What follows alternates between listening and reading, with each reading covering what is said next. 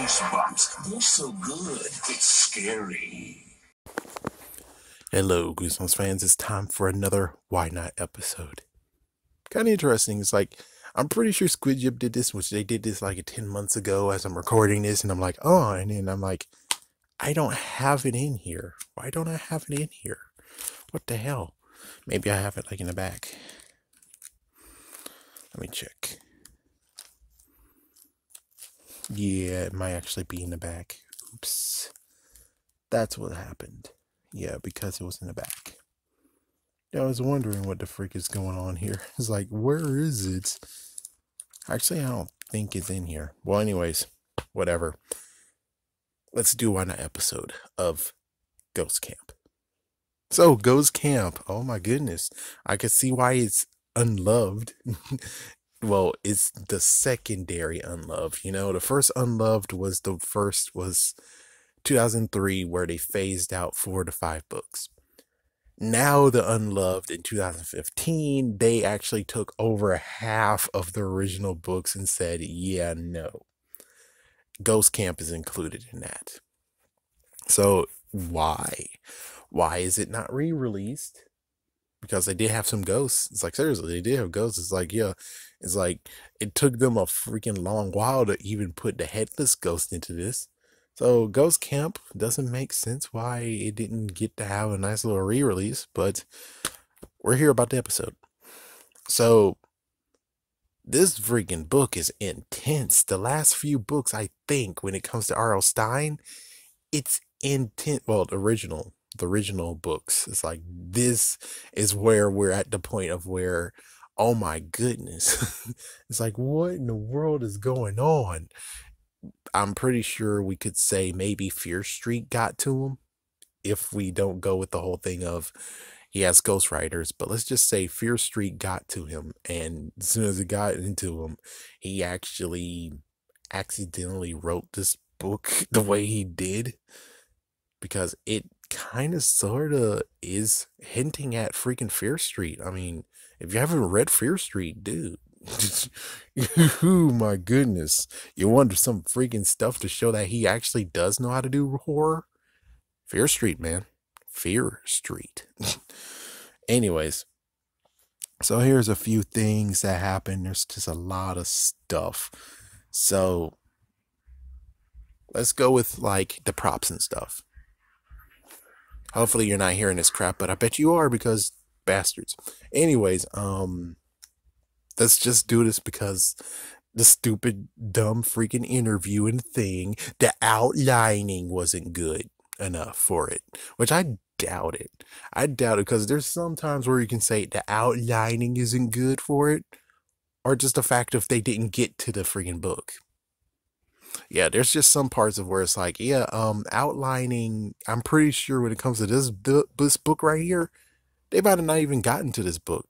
They jump around, dude. It's like, if you notice, they jump around. It's like, oh, here, Tales That Give You Goosebumps, and Goosebumps 2000, 2 books for the Goosebumps 2000, and then over there and over here and make her own. And it's like they jump around. Seriously, they jump around. So I'm not surprised if this is one of the books that they were going to get to someday, question mark. But anyways, yeah, it's kind of funny how the camps ones they could not do, but they did Camp Night Moon.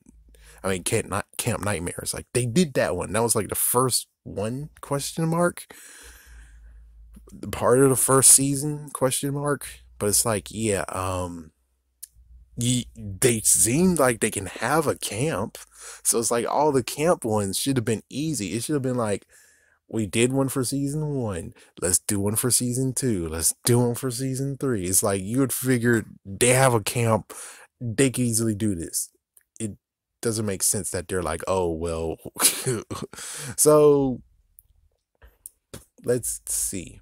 Well, technically, when it comes to Camp Jelly Jam, that one is going to be like, oh, yeah, that would have been like, no, you couldn't do that. It's like, oh, yeah, no, you couldn't do that.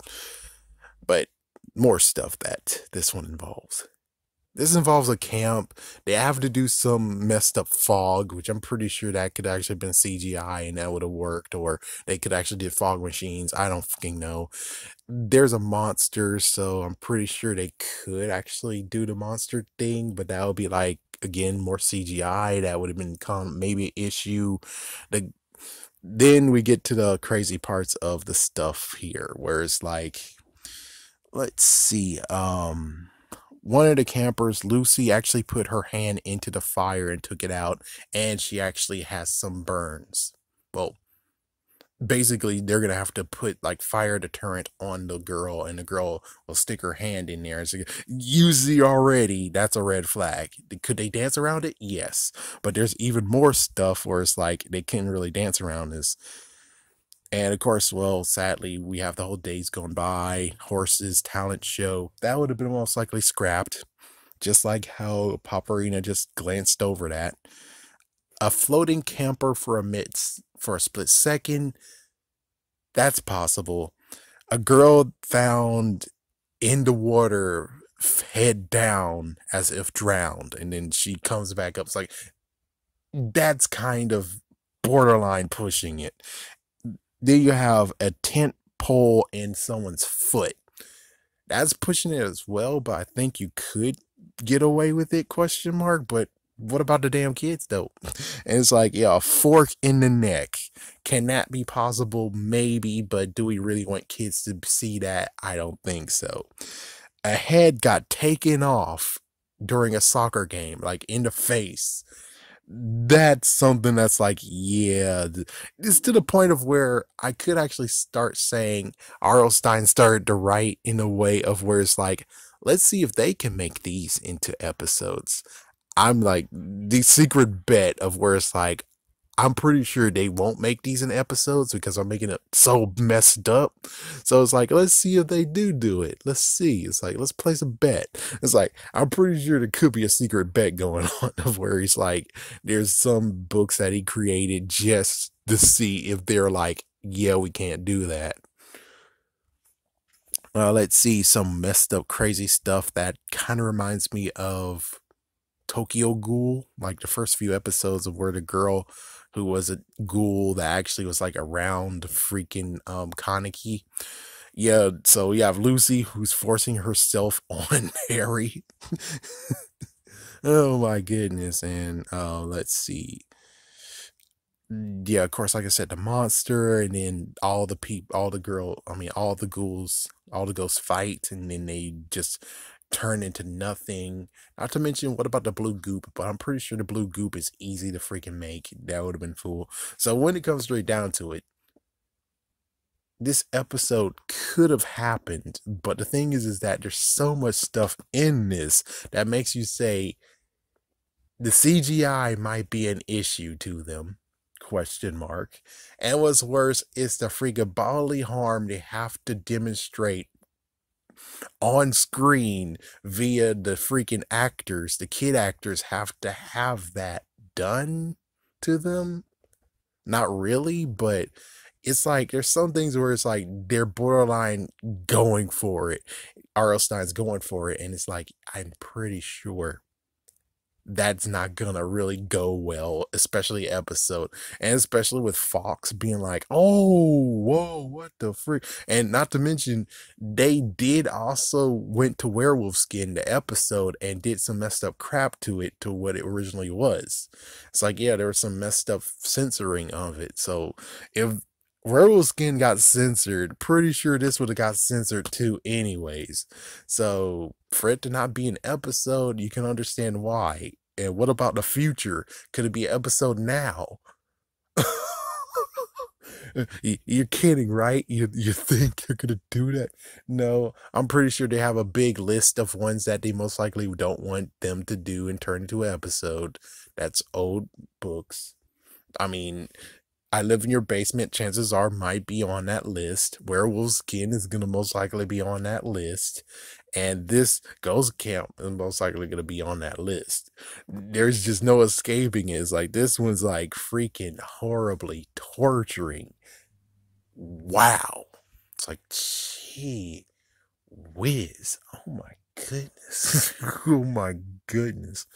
Anyways, I'm just gonna leave now, but just good lord on the whole freaking thing that happened in this whole entire book, where it's like they love to play pranks. And oh yeah, I can't leave without saying this funny moment is the fact of, if you notice, they have three names in here, maybe even four. I'm not sure. I don't think Lucy counts, and Chris could count if you want to.